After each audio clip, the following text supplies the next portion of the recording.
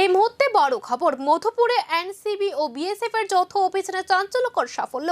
বিপুল পরিমাণ নগদ টাকা ও গাঁজা উদ্ধার ঘিরে তোলপাড় এলাকা। মধুপুর থানাধীন 30 কাঠ এলাকার চিন্তাহরণ নম্বর বাড়িতে এনসিবি ও বিএসএফ যৌথভাবে প্রায় 9 ঘন্টা ধরে অভিযান চালায়। শুক্রবার বিকেল 4টা থেকে রাত 1টা পর্যন্ত চলে এই অভিযান।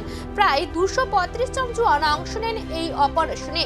অভিযানে ঘরে দরজা ভেঙে তল্লাশি চালিয়ে উদ্ধার করা হয় নগদ 33,62,500 টাকা এবং 51 কেজি 125 গ্রাম শুকনো গাঁজা। জানা গেছে, অভিযানের সময় বাড়ির অধিকাংশ সদস্য পালিয়ে যায়। পরে তল্লাশি চালিয়ে বাড়ির আন্ডারগ্রাউন্ড অংশ থেকেও উদ্ধার হয় নগদ টাকা। অভিযানের পর এক গৃহবধূ ও একটি শিশুকে নিয়ে যাওয়া হয় এবং পরে মধুপুর থানার পুলিশের হাতে তুলে দেওয়া হয়। পরবর্তীতে মূল অভিযুক্ত চিন্তাহরণ নমো আত্মসমর্পণ করেন।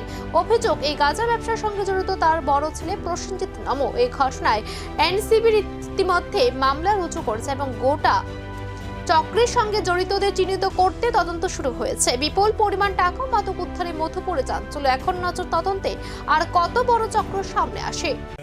আমাদের স্টাফ এবং এনসিবি একটা ধনচুরিতে সাউথ মধুপুর 30 কাঠ একটা রেড করেছে কম্বাইনলি। বিএসএফও ছিল এখানে সঙ্গে। রেড করার পর একটা বাড়ি থেকে কিছু ক্যাশ এবং গাঁজা উদ্ধার করেছে। নগদ করেছে 33,62,500 টাকা। সঙ্গে গাঁজা ছিল 51 কেজি 125 গ্রাম। এই ঘটনায় আটক করা গেছে? হ্যাঁ, একজনকে আটক করা হয়েছে।